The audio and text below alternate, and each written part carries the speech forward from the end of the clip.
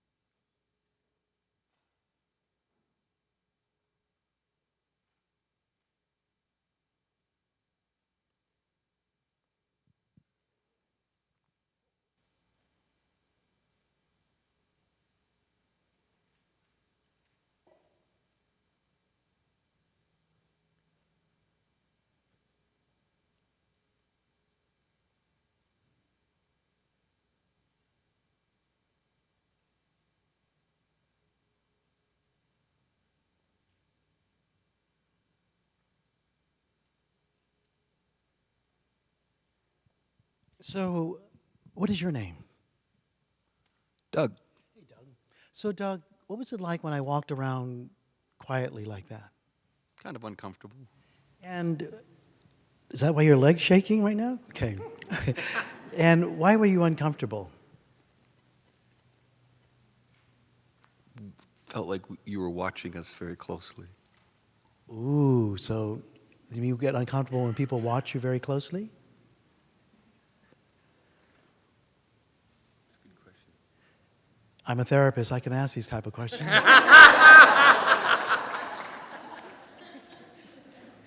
So it's a little nervousness around that. And what was it like for you? It was wonderful. I thought it was a game. I was trying to figure it out.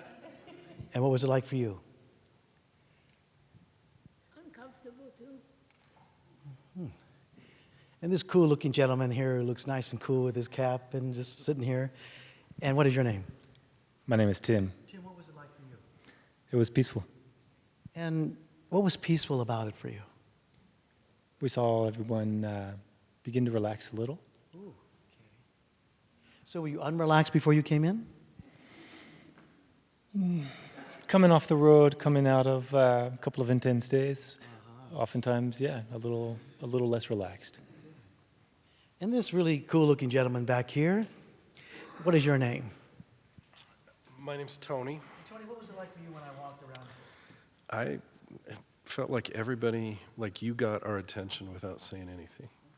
Ooh. Okay, I got everyone's attention. And what was it like for you? I thought it was peaceful to have a moment of silence. Okay. And what about for you? Your name is? Kevin, What was it like for you? I enjoyed it, and for the first half the time, I was just stretching my neck out and feeling really good. Yeah. Wow, really sounds like he's high. Okay. And this gentleman right here, who's been reading, and he also carries my English name, Gary. You see, my name is Lee Mun Wah, and my parents took 2.5 months to find it. It means he who writes. And then the day I was born, they wrote down Gary. So, Gary, do you know why? No. So ask me. Why? Because they thought this country could not pronounce it. And how did he know that? Because when he came here to be processed, my father's name is Lee Mun Wah, and they changed it to Richard. And I'm a nationally known phoneticist, and I could tell you Lee Mun Wah and Lee Mun Wah are absolutely perfectly phonetic, whereas Richard is not. What my father learned then, that to be an American, a North American, was to have an English name with no accent, if possible. So what was it like for you, Gary, when I did that, when I walked around the room quietly? What was it like for you? It was just time for me to relax too. Aha, so you liked it. I was preparing myself. You were preparing yourself for what? What's going to happen here? Preparing for maybe I was going to call on you, huh? You weren't prepared for that, okay. And what was it like for you? I was very curious, and I enjoyed the stillness. And what was it like for you? Yes. It was really touching. Okay, everybody raise your hand if you appreciated that I walked around quietly to see all of you. Please raise your hand if you appreciated that I actually wanted to get to know some of you. Please raise your hand if you appreciated hearing from other people. Good. So what if I told you that for the past 6.5 minutes, Asian people have very good biological time, is that I have been consciously and purposefully practicing sexism.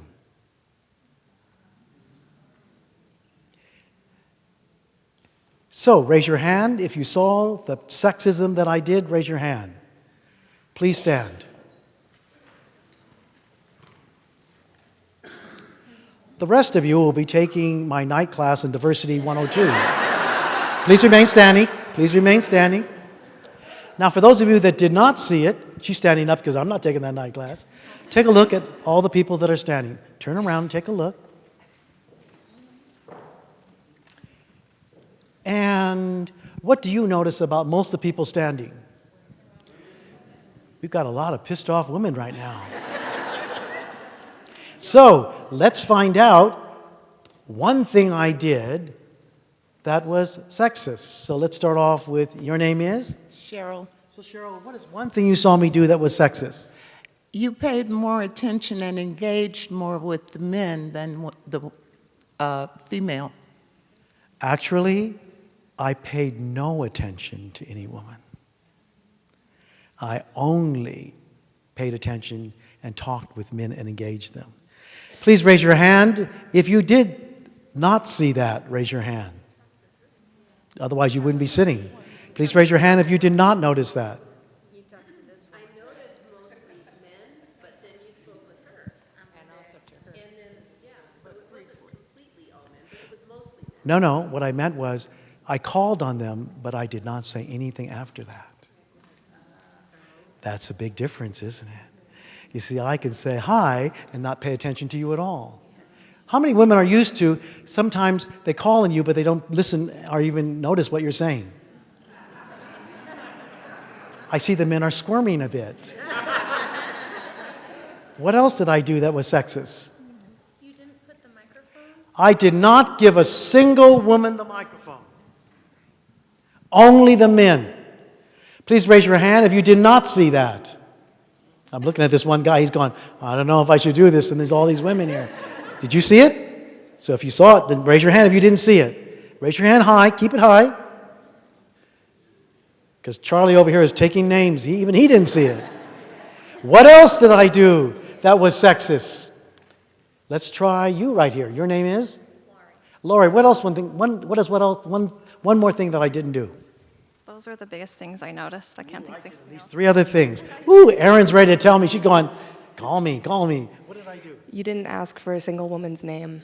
I did not ask a single woman her name, only the men. Please raise your hand if you did not see that. Isn't that amazing that we're here at a diversity workshop? What else did I do that was also sexist? Yes. I physically walked away from every single woman that talked. I did this and I walked away from them. Raise your hand if you did not see that.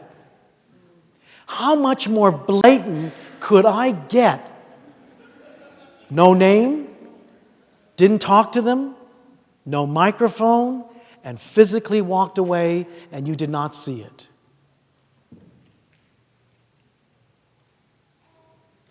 That is called the Donald Trump syndrome.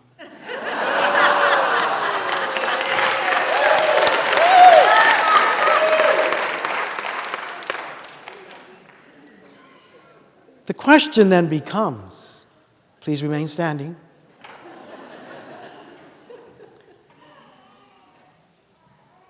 Why didn't you stop me, for those of you who are standing?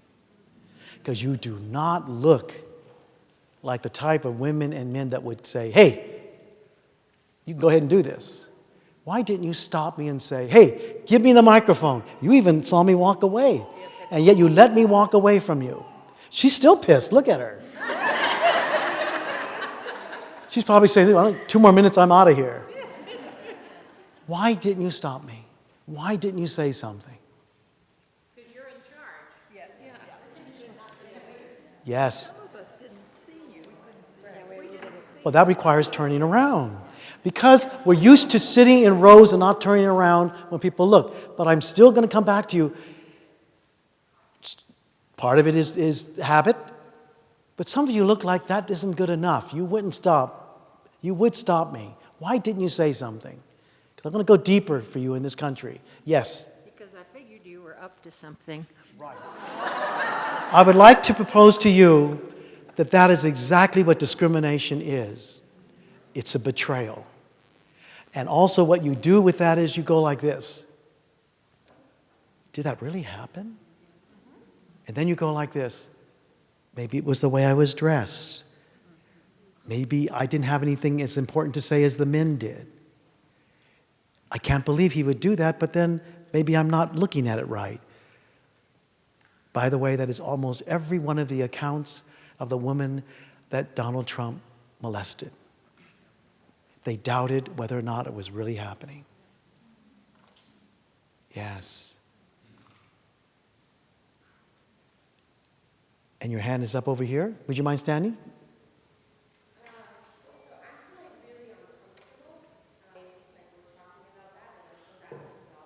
Right, so it wasn't just men and women, it was also trans or they that I could have also used. Thank you for reminding me. So by the way, I want to acknowledge not only the bravery it was for her to say that, But imagine in rooms where it would not be safe for her to say that. And that people would dismiss it, invalidate it, trivialize it. So thank you very much. I want to go back to why you didn't stop me. Because I'd like to share, yes.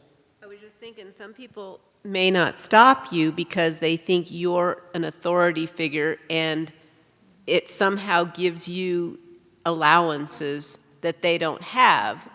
So they may hesitate, and it might take some building up before they just say, that is not okay anymore. Right, and so what we're hearing is, for a lot of people that experience discrimination, it's oftentimes there's power issues, dominance issues, and then when I loved it when Donald Trump Jr. said Ivanka would not put up with sexism or sexual harassment, and what I said was, yes, she'd just find another one of her father's companies to run. But for many other folks, oftentimes is a loss of job, being labeled, being humiliated, not promoted, fired, and you even hear that today, humiliated. I would like to propose to you one more thing, folks, is I think we have, yes. Sorry. Go ahead, no, go ahead. I want to know, what would you have done had we stopped you? By the way, I have done this now for 5 years. Not one person has stopped me. In fact, I can do a thing in a room where I could have folks raise their hand and I not call on them. And I want to show people what the power is they will stop raising their hand in less than 2 minutes. I can walk up to some folks when they share an answer to a question and look like this. And they will start doubting themselves within 30 seconds. Yeah. The reason why I do it is to show you how we discount, invalidate constantly. And we don't even pick it up when we see it. Let's give all the hands to all these people who were able to notice this.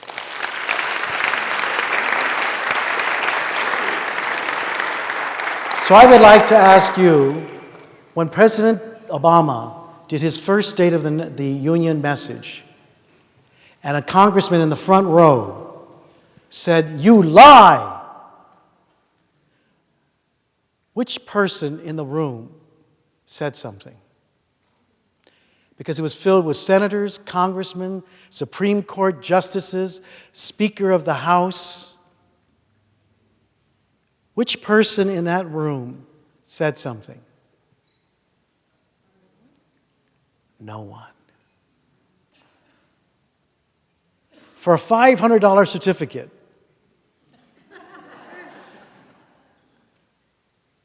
what did the President of the United States say? You see, not one single person in the country has been able to tell me what he said. Did he say anything? Oh, yes, he did. But I want you to hear what he said was, "I did not." And then he read his 30-minute speech, which was probably the hardest speech of his life. And as he was reading his speech, the congressman in the front row on his cell phone was doing this, texting a friend and laughing what he did. He was I think, South or North Carolinian congressman who was filling in for a congressman who was either sick or died. And right after the speech, his fundraising jumped 30%. But as the president was reading his speech, which no one remembers, but only remembered the man in the front row, the president looked up in the balcony, and there were his 2 children crying. As Michelle was holding them like this and refusing to cry, as she looked at her husband. How many of you believe that his children will never forget that moment? Raise your hand. And we have not asked them, what was it like on that day when the whole world was watching? The whole room was filled with the government of this country. And not one person said a word to stand up for their father. And in my newest film, the students say, why didn't we talk about it in our classes? Why weren't we outraged? I came in on Southwest Airlines. And less than 2 weeks ago, a young Muslim woman was sitting on the chair here.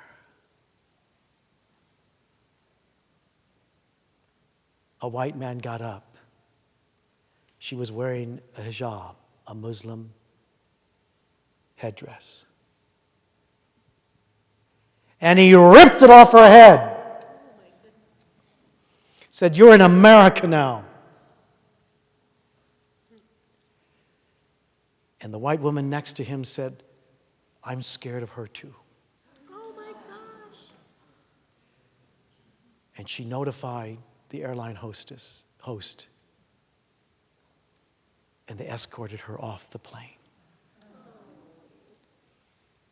And not a person said a word. Please raise your hand if you're outraged. How many of you read about it? How many of you did not read about it? And imagine when the Muslim students and folks come into your classes, into your worship, into your communities, and you don't even mention it.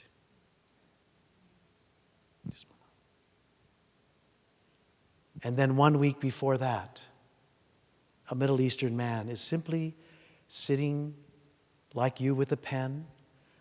He's a math theoretic. He does theoretical theorems, just doing a math problem. He's Middle Eastern. And another white woman sitting next to him said she was uncomfortable having him do that in front of her. And who did they take off the plane? They took him off the plane. And just 1 day ago, on Delta Airlines, a man was choking in first class or on the plane. The airline host yells out, "Is anyone a doctor?" And an African American woman raises her hand and says, "I'm a doctor." And she says, "Honey, put your hand down. We want a doctor." Oh my goodness. And then she says, "I am a doctor." And then she goes over like this. "Really? What hospital? Could I see your credentials, your certification?" And she was livid. And then what happened was an older white man yelled out, "I'm a doctor." And she said, "Come right up. Take care of him." Never asked. And what did the airline offer her? First class, after they did that to her. And she says, "I don't want it. I refuse. You insulted me. I want you to own up to it." And she never did. And what did Delta Airlines do? Is the same thing with Southwest. We do not discriminate. We are against anything like that. What I want to say is, so then why did you do it? But in all of these instances, no one on the plane said a single word. They simply watched it. And for all the different reasons why we don't, how does that person feel? I come here today not simply to do a diversity workshop or show you a film later on today. But rather to tell you that if we don't stand up, it'll be your child. Just like I was on an airplane. We were all getting off. And a woman turned back, like 8 rows back. "Harry, how was it for you back there?" And he said, "Well, I was sitting next to the biggest piece of lard you can imagine. Oof! She took up all the space." And she went, "Harry, no, no. Oh, well, I got to say it. They shouldn't allow those type of people on airlines." And not a single person said a word. And he was 2 rows behind me. And I looked at him and I said, "That is disrespectful. That is horrible what you said to her. And you need to apologize." And he goes, "No way I'm going to apologize to that piece of lard." And what I said is, the only ugly person on this plane right now is you. And I will not move until you apologize sincerely to her and turn around and do it now. And he meekly turned around and apologized. And I saw the tears in her eyes.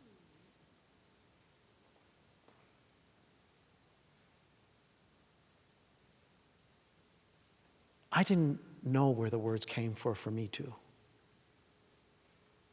But I think in moments like that, you just have to first stand up.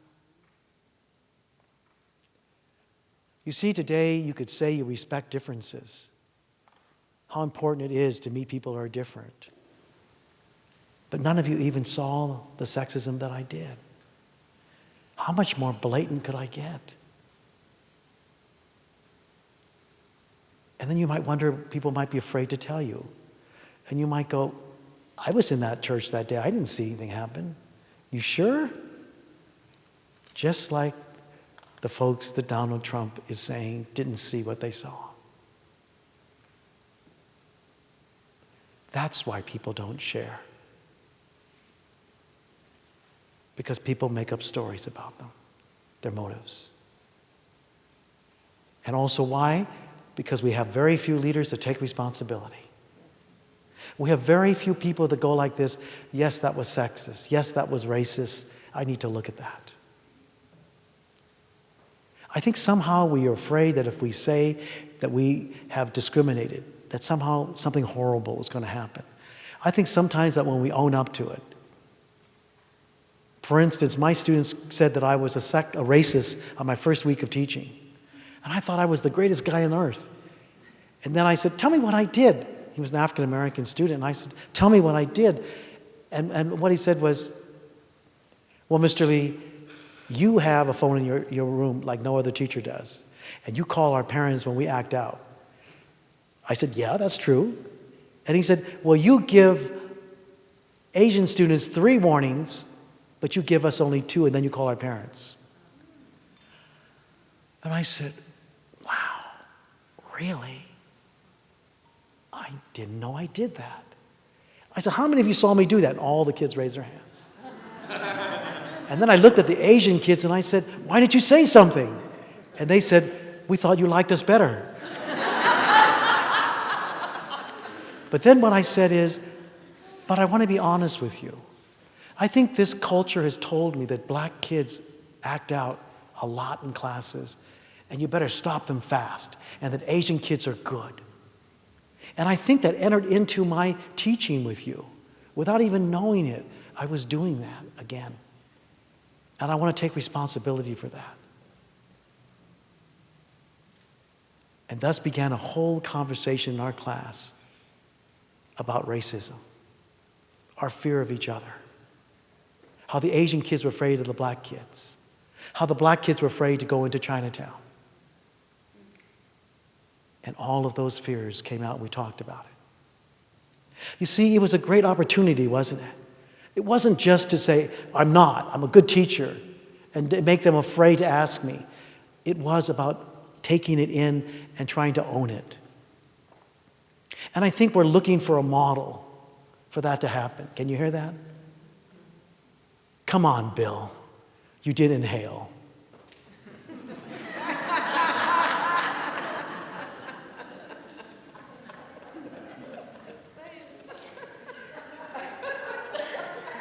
I mean, why did you waste a good piece of grass? I'm just kidding. But the real truth of it really is if we model it for our children, we model it for our students, we model it for the people we work with, then we change the course of this country. I would like you today to please stand up, everyone, okay?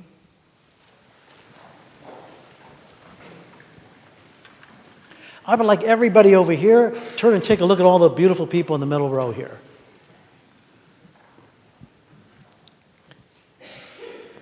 And all the people over on this side, take a look at all the nice looking people over here. And why I have you do that, I do that in every classroom, every corporation I go into. Why? Because I want them to notice who's here and who's not here. Can you hear that? What if all the presidents of the United States were alive? I'd like them all to look at who has been the president and who hasn't been. Who's missing in the room? When we finally have Hillary Clinton, who might be the president of the United States, will they notice who was not there? Will we notice that the first Americans, Native Americans, are they up there? When someone says it's a melting pot, I said, well, it sure did look white to me. It came out white, male, and heterosexual, at least as much as we know. How many of you were proud when President Barack Obama became the first black president or biracial president of the United States? How many of you were equally proud to know he was the 6th black president of the United States? Please raise your hand if you did not know that we had 5 other black presidents. How many of you would like to know who the other 5 are? Well, you should buy my book up here. And how many of you, I want to show you the tests of democracy in this country that we tell our kids, you can be anything you want, regardless of religion, our race, our gender, our sexual orientation. Please raise your hand if you believe that these presidents, obviously the other ones are dead, if they had told the American people they were black, that they would have been elected. I'll take a look at it. No one's hand is up. We lied since I was a child. We lied when my father went to school. You see, what would it have been like if we told our children, we're not there yet? That in my lifetime I will never see a Muslim be the president of the United States. I will probably never see an Asian person, a Middle Eastern person, a gay person become the president of the United States. And that if you're poor, the odds are even worse. What kind of country doesn't want to give health care to people who don't have it? Amen. What kind of country wants to beat people up because they're a different color? You see, I also work with the law enforcement all over the country. And I tell them right now, there is more anti-police sentiment in this country. But I told them, if you want to get rid of it overnight, then stand up against those officers who have broken the law. Yep. I want to say to the church, when you see people molesting children, say something. Because people come into a church trusting you. I say to teachers, therapists, doctors who do things that are unethical to people, then stand up when you see someone in your own profession that does something and believe them. I'm longing for the police officers to simply say, that is wrong what they did. I am angry, I'm upset. I don't want them to keep doing this. But all the other officers are really great. That's like saying to someone who has had their child molested in a church and say, but most of us are wonderful. But to rather stay on, we need to look at this and do something about it. And I need to look at what I did or I didn't do. When we start to have models like that, then you start to act too. Can you hear that? When you start to stand up too. I hated doing this exercise. Why? Because so many women all over the country say to me, and I'm also saying women because I come from a generation, but that people in this country tell me, particularly minorities, but if I do say something, I'll be fired. If I do say something, I'll be called a troublemaker. How many of you can relate to what I'm talking about? And I want to tell Donald Trump Jr., no, you can't always speak up because you could be fired. And your sister can say a lot more things that we can't. And no, Donald, we all didn't start off at the same place. When Donald Trump said, I started from the bottom, my father gave me $1 million in a company, I thought, wow, I wonder what would have happened if he did help you. Or when Mitt Romney ran for the President of the United States, he said, look, young people, if you want to start a company, ask your parents. And I thought, why didn't I think about that? They had a couple companies to give me. Because you see, in his world, it was different. And I, as a man, cannot see what happens to women in this world because I'm blinded by my being a man so often because I take it for granted. I can actually get mad in a room and not be called a bitch. I can be called concerned, caring, assertive. And those two worlds, I must reckon that if I'm not called that, then I cannot have other folks not be called that. I need to stand up and say something. As I said to last night's dinner is, how many men in the room, I said, know that women get less pay? And they all raised their hands. And then I said, so what do you do about it every day? We know that racism, sexism, homophobia, and all of that's going on in this country. But what do we do about it? And what I want to say to the Republicans who are finally repulsed by Donald Trump, was it only because you thought of your daughter and son? Did you ever feel as much anguish with how he talked about immigrants? How he talked about blacks and Muslims? Why is it only when it has something to do with our children that we suddenly become concerned? As we're sitting here today and we talk about God's children, well then really practice it. It's not only good for today or in a church, it's every day you walk out of here. And that's why I did that exercise, to show you how much we don't see. We miss every day. I could have done it with whites and blacks today. You might not have seen it because it looks so normal.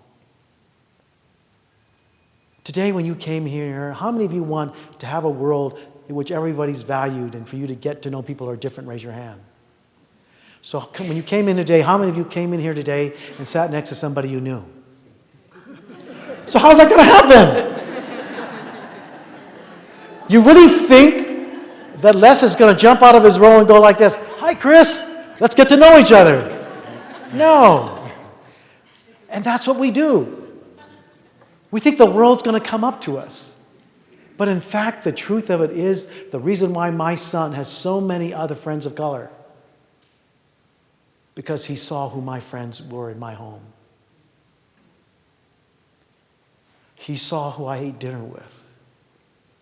He saw that my friends of color were not just the ones I had at work, but who I had in my home.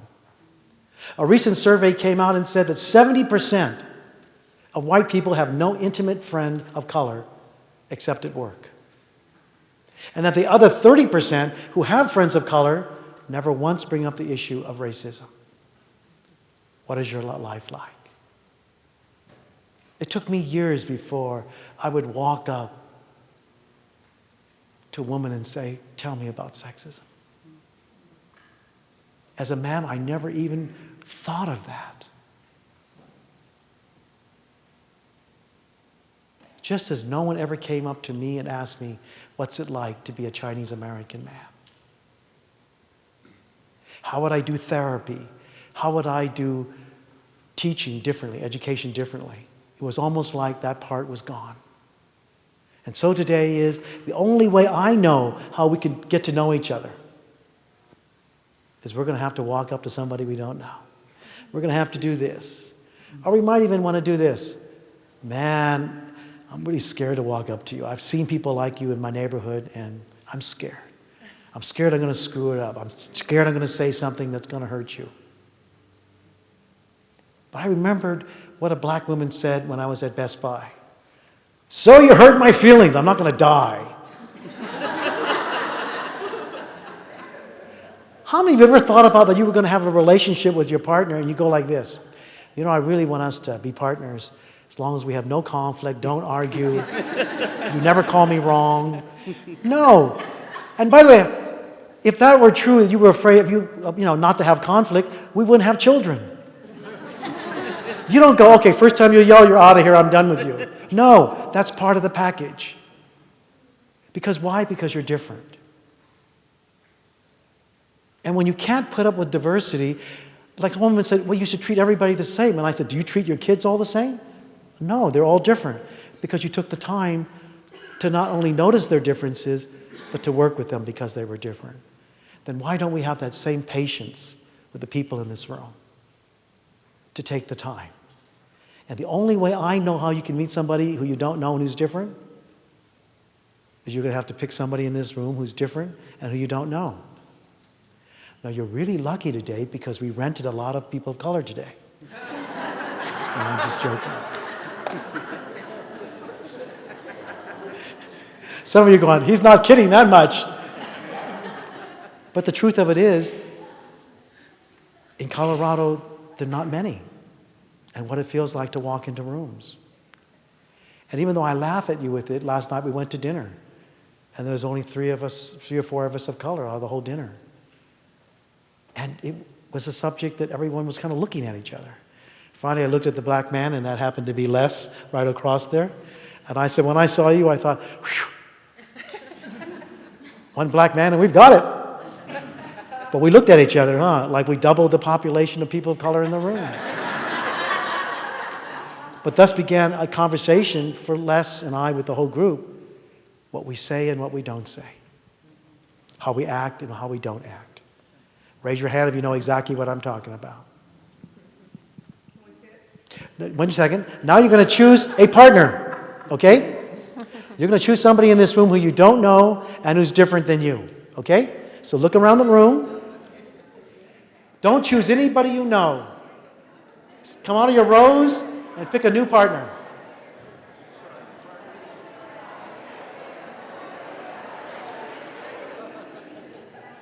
Okay, let's make it the 3 of you because, okay?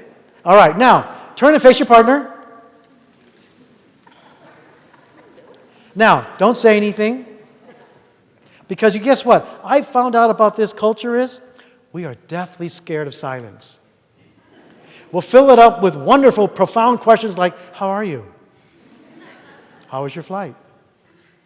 Then they're halfway down the hall before I finish answering. I once showed somebody when I was in the Midwest, I said, let me show you what happens. So we were in Walmart, and the woman says, how are you? And I said, horrible. And she goes, you shouldn't feel that way. In other words, you have to be fine. So we all say fine. The Japanese say we ask the most intimate question. And yet, we don't want to be around for the answer. We don't even want to hear someone say horrible. But for almost every person that asked me, I answered something. I was waiting for you to have a conversation with me. I thought you wanted to know when you said, how are you? So what I'd like you to do is, you're going to take a moment to turn and just look at your partner. Don't laugh, don't say anything, just look at your partner. In other words, check them out. Now, what I'd like you to do is take a look at their shoes. Check out their shoes. Look at the color. Now, take a look at their pants or their skirt, shorts, jeans, whatever. Just look at the, don't say a word. Don't worry, we'll fill out the sexual harassment papers later. Now take a look at any tattoos, bracelets, jewelry that they have on. Scars. Now take a look at their face, which you've been nervous to look at. Now take a look at their lips. Now, why do I have you take a look at their lips? Look at how many cartoons that make fun of ethnic groups' lips. And long before it became fashionable to have more full lips, the caricatures of Disney Studios making fun of people. Now take a look at the nose. Barbra Streisand was recommended that maybe she should have a nose job. Jimmy Durante, for those of you who might know who he is. And what all the films that we've had that make fun of people's noses. What do we say is beautiful? Keep looking at your partner. Don't look at me. Now take a look at the eyes. What did Disney Studios do for eyes for Chinese? One line. What did that do for the public when they picked it up? They went like this. Ching chong Chinaman. And that joke is in almost so many films today, and it's a song that's on every one of our playgrounds still. And kids laugh, and not one teacher stops them. That song is alive and well. So much so that close to 30% of people in Japan have surgery to widen their eyes. And look at poor Michael Jackson, working on that nose forever, dusting his face so it got wider and wider. That beautiful young boy. What did this country give them messages? And if you buy those Franklin plates, you ever buy those Franklin plates that has Pocahontas and all these people on it? They don't look like people from Alaska. They don't look like Pocahontas. They all have white features because they know people won't buy the plates unless they look like white people, and only certain kinds of white people. And then look at Donald Trump's standard of what beauty must look like and how that adds in every day what he wants around him. And he's not the only one. That's why when all the congressmen and senators are getting upset, I'm going, come on, what do you do in your heads too? And so what I'd like you to do when you talk to your partner today is I'd like you to ask your partner their name, their real name, their ethnicity. And you can always know when you come into communities where they don't do that very often, they go, ethnicity. Or, I'm a Coloradan, that's my ethnicity. No, that's called a state, okay? So I'd like you to share with your partner your ethnicity. And if you don't know what it is, talk about why you don't know it, because maybe your parents didn't talk about it. And if you happen to have been German, there's a very good chance that you don't speak German today because of our war with Germany. If you happen to be Japanese, there's a very good chance that after the internment, your Japanese name came in the middle, no longer at the beginning. If you have happened to go on through the internment, you probably would have dropped Buddhism and became a Christian, thinking that would make you more American. All these little things that we've done. So Lee Mun Wah becomes Gary. Or as I was introduced today, even though I know she made a mistake, she said Mr. Wah, assuming that Lee Mun Wah, last name. Lei is my family name and it comes first. Which should tell you, family comes first in the Asian culture. And by the way, everyone, there are more Asians in the United States than any other group. So I have bad news for you all, you have it backwards. So ready? Now you're also going to tell your partner, why are you here today? Why are you here today? What do you want to see happen today at this workshop? Not just to come and hear me talk, but what do you want? Why are you here? Why is it important for you to be here today? The person who will begin talking, and you're both going to talk, will be the person with the shortest hair. Ready, begin.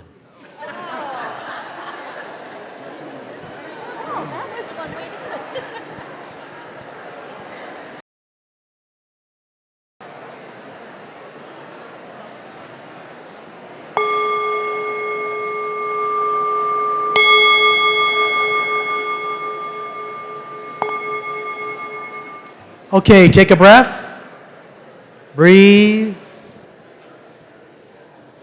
Does anybody know what this is? What is this?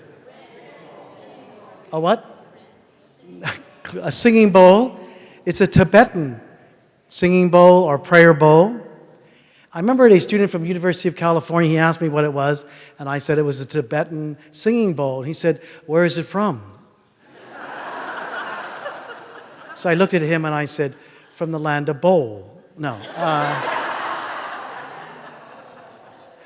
I think he's still wondering what country it comes from. And by the way, with a Tibetan bowl, if you hold the sides, it will not ring. So you have to let go. For some of you, that might be very difficult. And when you ring it, you always let the sound go down. If you ring it quickly, it's very disrespectful. If you drop the Tibetan bowl on concrete, it will never ring again. Ah, you're so gullible. Okay, here we go. Another Asian folktale. Now, when I was going to college, I was voted the most outstanding graduate of my counseling department.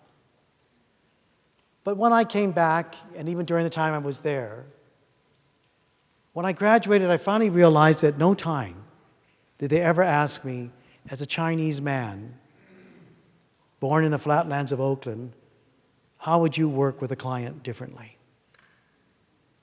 Think about that. And when I became a teacher for 25 years, not one single professor asked me, Mun Wah, as a Chinese American man born in the flatlands of Oakland, how would you work with this student differently?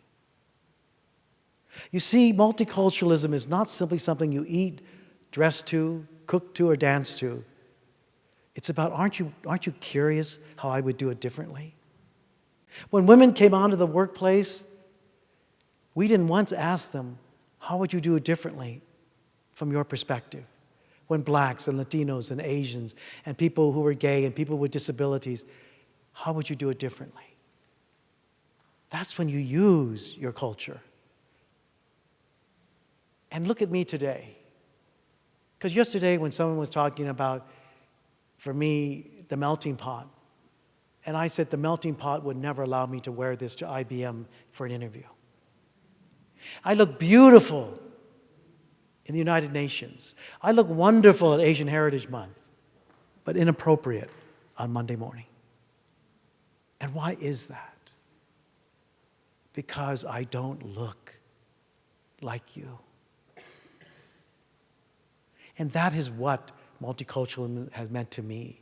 Not assimilation, but to accommodate to a white, male, heterosexual, Christian, middle-class model.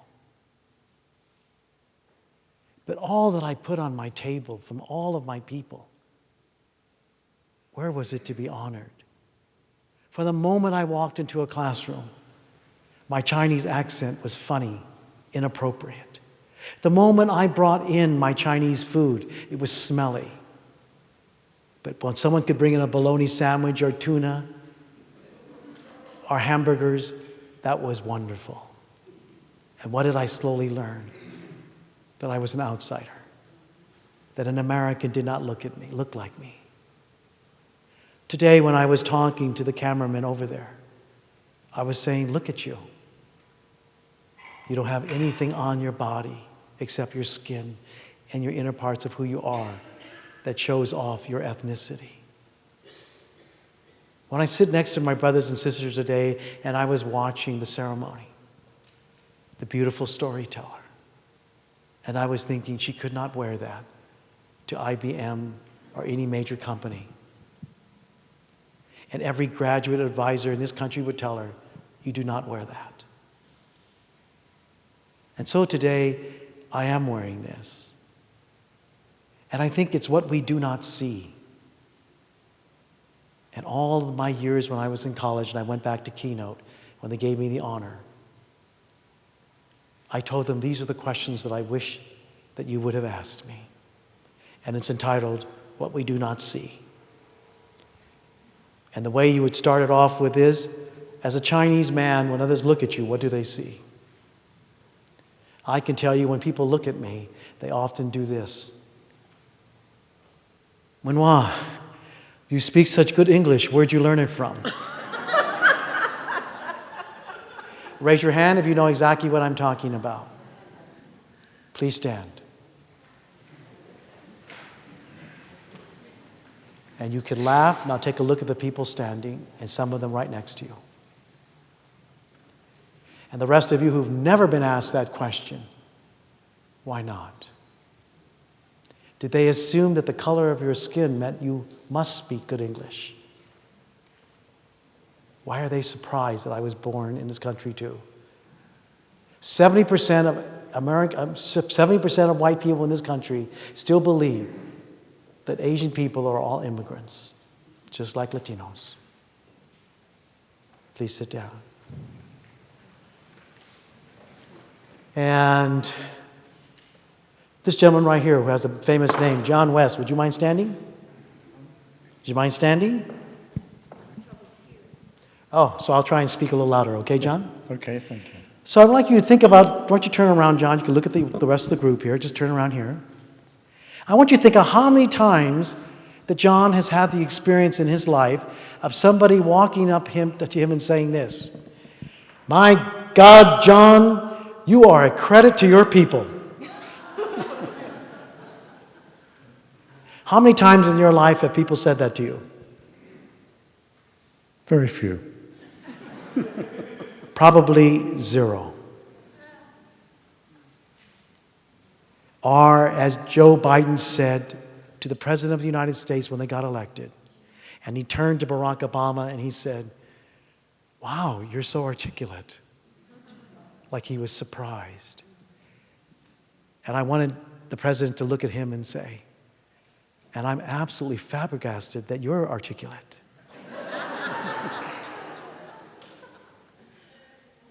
You see, never having to have to answer that question. And by the way, it's all over the internet. Young people of color being asked this daily.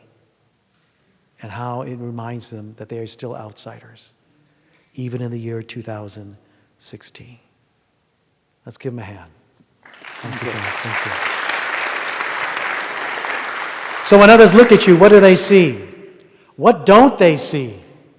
And for a lot of women and trans folks and Latinos and gays and other different kind of folks, young, old, big, small, what don't they see and why? What do you wish that they would see about you? Do you know why so many people get doctorates? So people will believe them. But that's a lie. That's what my student said in my newest film, who's going for his doctorate. Because you can become the President of the United States, and look what they did to him, they said. And you know what that black student said, who was a B-plus student getting ready to go in to get his doctorate was? "Why do I have to get a doctor for people to believe what I say is true?" And then he looked at me crying and the whole group and said, "But what good does it do?" Look at the way they treated this president. And it was the last thing he said that I'll never forget. Looking at the ground, he said, "If I see the way they treated him, what chance do I have?" And I remember the look on young black men in this country and people of color when we had our first president of color. I don't think we had any idea how he was going to be treated. And when the head of the Republican Party said, "We will vote no on everything he presents to us till the day he leaves office." And I kept thinking, why didn't we say something? Where were the good people of this country saying, "I thought you were here to serve us, not as a political agenda"? And he stood in there for 8 years, every day trying to put forth some legislation, even putting forth a health program that the Republicans and Mitt Romney presented in Massachusetts, and they still said no. Putting forth a Supreme Court justice that even they said was great, and they still said no. And then after a while, he just said, "Why don't we do something about that? Where are the good people?" And that's why I think these questions are important for us to ask is, What do people have to go around wishing that people would see in them? And if people wanted to see the real you, what would that take? And as last night's dinner, I said, if you really want to see the real me, ask me. Ask me what's it like to be Chinese American.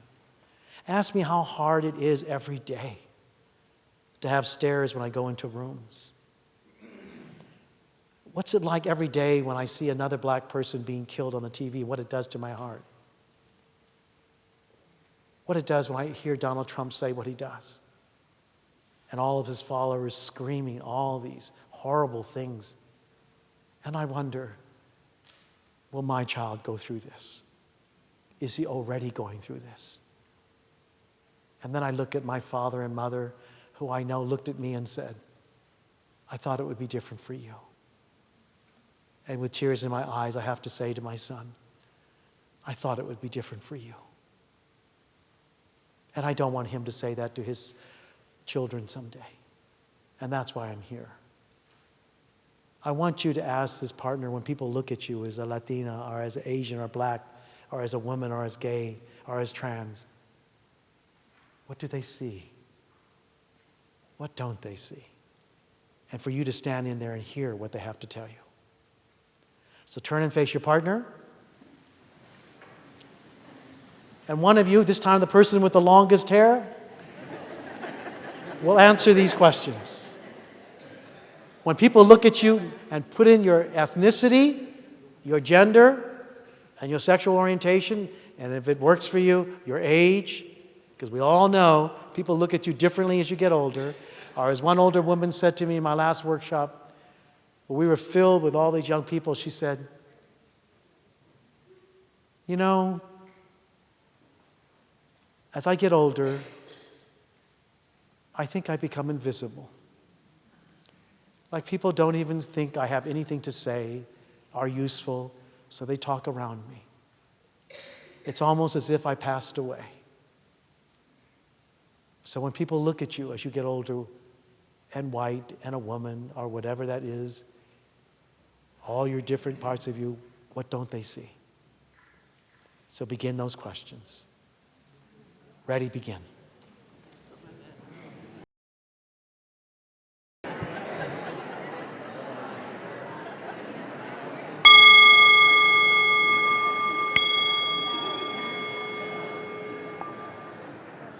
Okay, I hope you remembered that only one person was talking.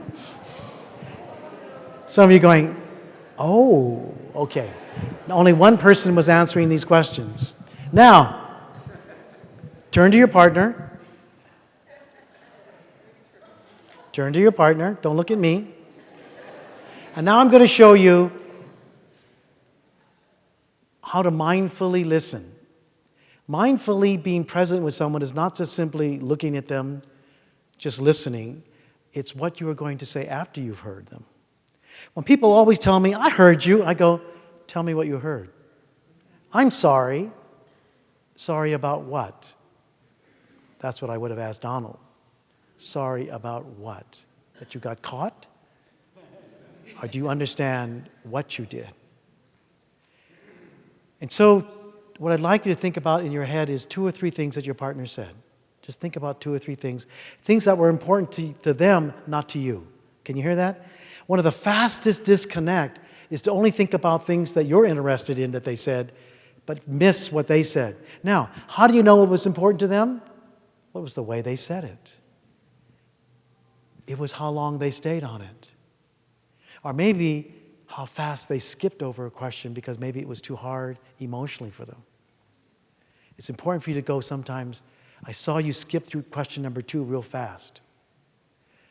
Some people are nodding that they noticed the partner went real quick through them. You ever have some people talk to you but they never say I? They talk about other people but not about themselves. That's part of really noticing. Now, you may or may not have gotten this when you came in, but these are questions that you can ask the person. And these were on your little card. But if you don't have that card, you could ask your partner. It could be like this. So Mary, one thing that really moved me, and I always put an emotional word in there. So Mary, one thing that really moved me was when you were talking about when they were making fun of you. and then let them tell you more. Then you could also go in, if they don't say a whole lot, you could say, tell me more about that. The other one is, what angered you? Now, by the way, that tell me more, you can go on a whole first date and do that. So tell me more. Instead of talk about yourself, okay? Then the other one is, what angered you? And I believe this country is scared to ask, what angered you about what I did? What angered you about what happened? Because I think we don't know what to do with it. My supervisor once said, the way to tame a wild bull is to give it a wider field. And I thought, wow, let them get angry to express it. I think we like to stop people. I think we're scared when a black man in America gets good and angry, we're afraid it's going to lead to violence or abuse. But what if you listen to it? If you see my film, The Color of Fear, the African-American man gets good and passionate, and I'm just sitting there. And someone said, why didn't you stop him? And I said, why? I even had that same black man at the front of the film look in a screen door, just look in, and then he went in. And all these white folks in America said to me is, why are you showing a black man getting ready to rob a house? And I said, he's just going, oh, I see. That's your image when you see a black man. But would you have said that if it were white? Would you have said it was Asian? Ah, why didn't you? Or as a friend of mine came to my house, because I live in a lower income neighborhood, and she saw 6 black young men sitting on the doorstep. And she said, look at all those drug addicts. And what I said is, so what if they were white? What if they were Asian? Older? And the person said, I don't know where that came from. Or my realtor, when I bought my home, said, I need to tell you ahead of time, there are Latinos and blacks in the neighborhood. And I looked at him and I said, whew, I thought you were going to say white people. But I wanted him to take a look at what he just said to me.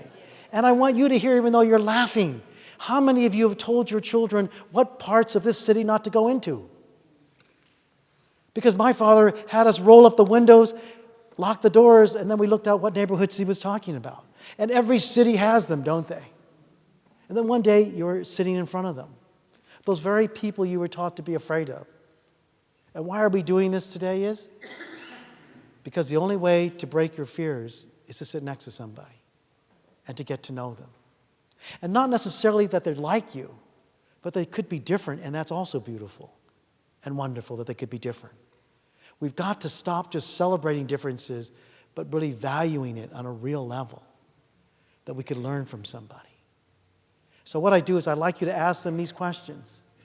What I heard you say was, one thing you heard them say to get them to tell you more of what they were talking about. Don't forget to use their first name. Ready, begin.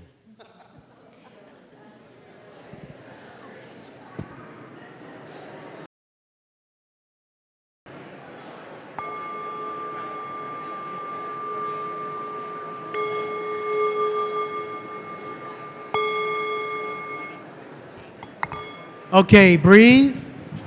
Breathe. So how many of you thought that your partner was a good listener? Raise your hand. You thought your partner was a good listener. You better say that, huh? So what made your partner a good listener? Anybody? What made, yes.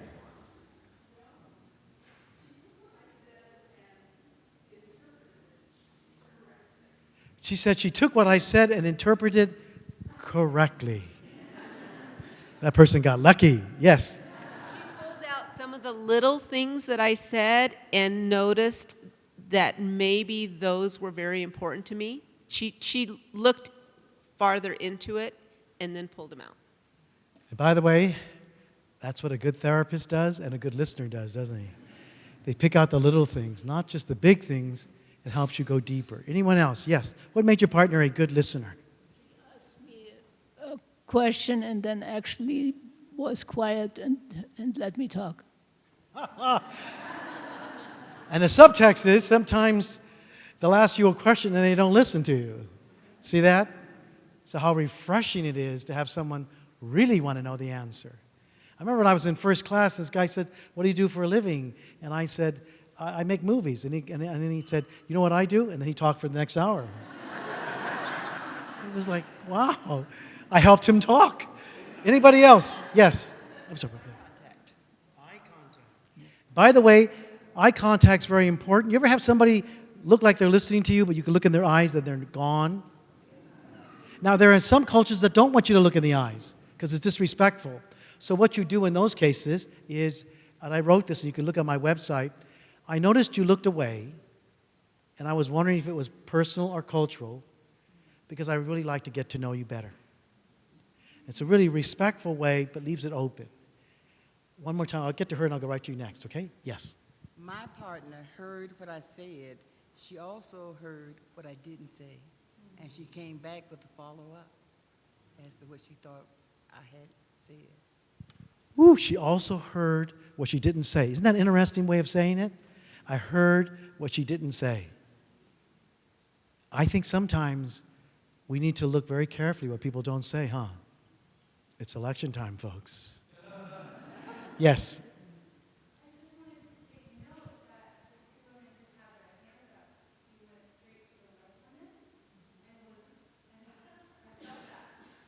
Okay.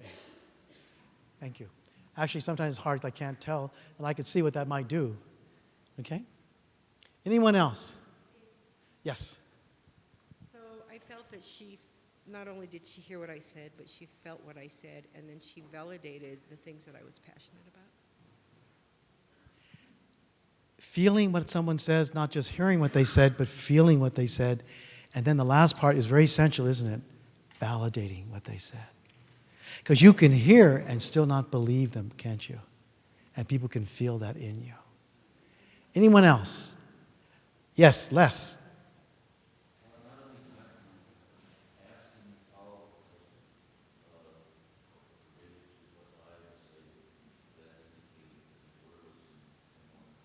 Good. Doesn't he have a beautiful voice? He's doing a workshop right after this.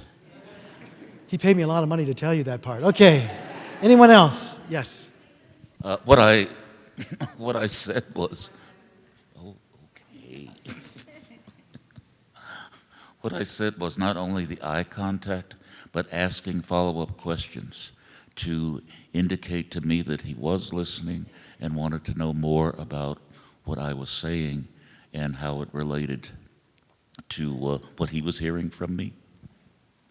By the way, the Buddhists say that curiosity is the gateway to empathy. I think that what the presidential debates have taught us is how to be adversarial, in denial, and be defensive, or maybe not even answer the question at all. What we've got to start teaching and telling them is to be curious, to be open, why don't you hold it for a second, to be self-reflective, and to change. And by the way, why don't you hold 1 second, because I know you had your hand raised up too. I did. Why don't you share, what did you like about your partner? Sure. So my partner is Reina. That's weird. And she picked up a feeling word that I had put out, and she reflected that back to me. She said, tell me more about being scared.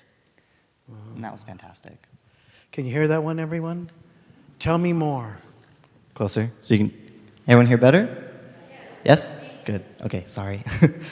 She picked up a feeling word that I said, and it was scared. And she asked me, what is that like to feel scared? And that was a good question. Isn't that a good one? He tells her, and then she says, tell me what it's like to be scared. And maybe the deeper question is, what happened to have made you scared in your life? Because it may not just be today, huh? Mm-hmm. It's something way back then, huh? See that look on his face? Because in the Western culture, we think everything's present tense. We forget to ask, is this familiar? Thank you. Thank you. We have one more back here. Oh, some over here. Okay. I just wanted to point out that you kept insisting that let's stand up. And as one who works with disabilities, it's often not okay to ask us to stand up because it isn't always easy for us to do so. I just wanted to point that out. Good reminder. Thank you. Anyone else? Yes, there you go. I think what was helpful from my partner was the kind of body mirroring that she was doing, so that as I was talking and using my body in a certain way, my listener was mirroring that, not in a sort of clumsy, awkward, heavy-handed way. I mean, it can be done both ways. But, but it communicated her interest and her permission to go further. Is it Masha? So, by the way, Masha, you actually did something that some of the most famous therapists did. When they filmed the most famous therapists of all time, when their clients went like this, the therapist did this. When they kind of crossed their legs, they crossed their legs. When they went like the client went like this, they went like this. And what we call that is physically aligning, but also maybe one of the great gifts she has is also learning how to emotionally align when they're talking. So both work together, don't they? And notice how it felt good for Masha to have felt that. Thank you. Onward. We are almost out of time. How many of you appreciated getting to know your partner? How many of you, if I'd like you to realize this, that you could have gone today and never got to meet this person? You would have sat with your own little group. Now imagine how many other thousands of other people you have not gotten to meet because you don't sit next to them. I think every day we sit next to people and we don't talk to them. We have great opportunities too. I think every day in classrooms and in workplaces we see people eating by themselves. We see people sitting by themselves and we just go right by them. When I was a teacher, 15 years before I became a teacher, a student in our school was African American. He was caught gambling in the bathroom. And rather than work with him, in those days, they decided to transfer him. He was gambling in the bathroom. And they said, "You're transferred, you're out of this school." And he cried and screamed and he held on to the bathroom door and said, "Please don't do that. My friends and my family are in this neighborhood. I promise I'll never do this again." But they didn't want to have to hear him or do anything about what he said. 15 years later, Anthony was his name.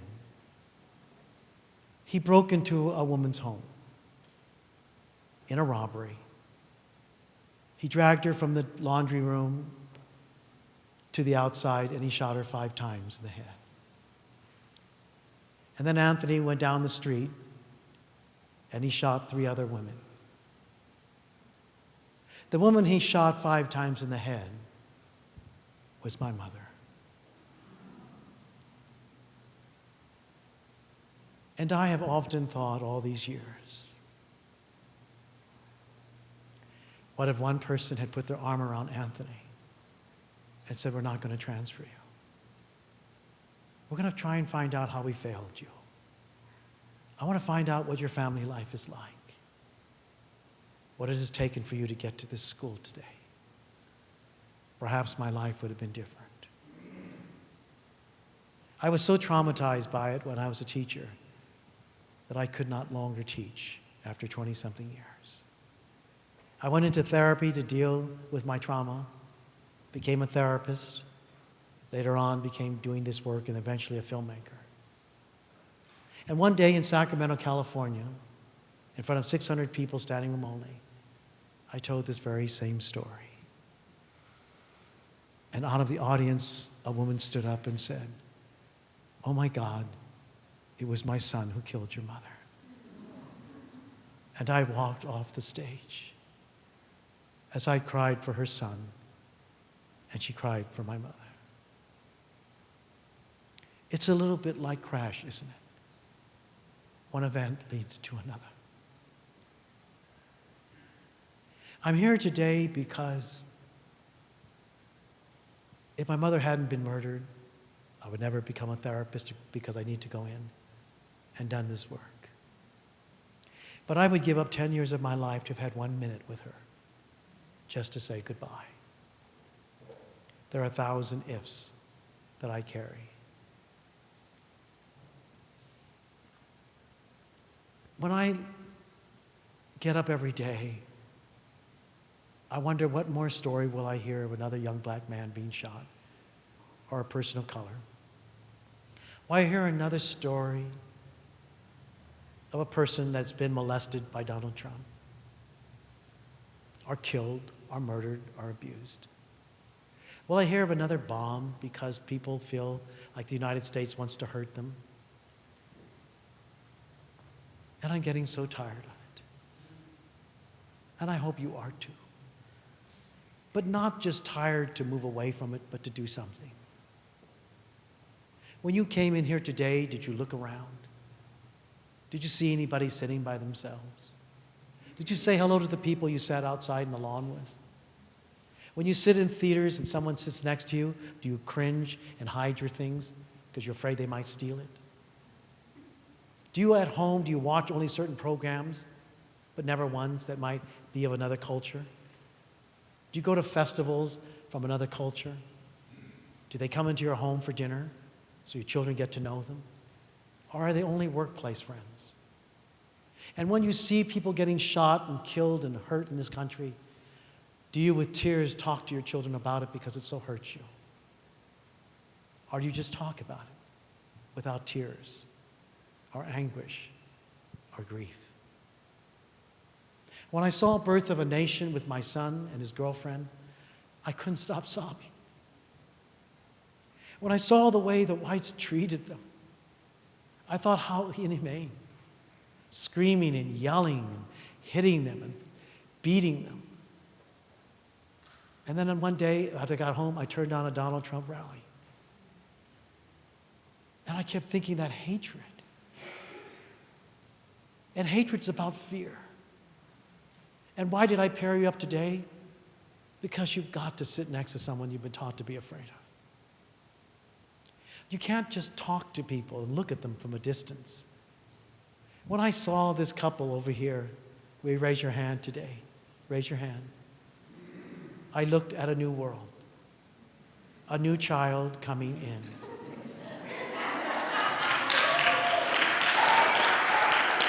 And I looked, would you stand up with your child? Would both of you stand up with your child? Look at this baby coming into the world.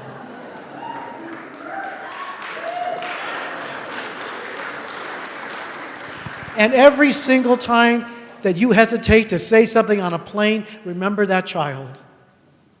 Because they will grow up. Can you hear that? And that color that she carried, he or she? They.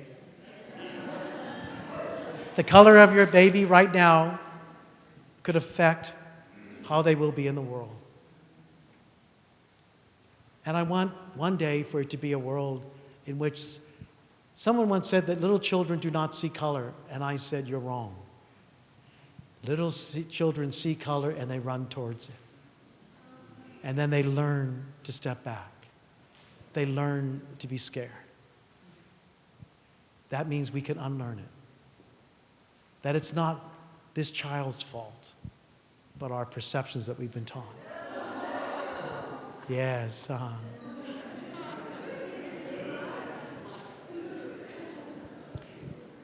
And I love it, not love it, but I remembered one senator from Arizona said, they're cute when they're little, but when they get to be 9 or 10, they're all druggers. Drug mules. You see, I want every child to grow as far as they want and always be seen as beautiful and valuable, just like each and every one of you were. And I think that was the world that Martin Luther King dreamed of. Not a separate world, but one where we could all be together. When you look at this family today, there was a time not long ago, wasn't it, that you would not be allowed to marry. You would be even arrested, put in jail, and there's even a new film coming out. So lest we forget. I remember once at an airport, I was watching this older white couple playing with these little kids who were just all white sitting there. And then when an Indian family came in, they frowned and the look on their faces was like this. And they were just little children. And I kept thinking, what did they learn? And it's at moments like that that you need to walk up to someone and say is, I saw your look. And I want to tell you that child's just as beautiful as those white children. They both are.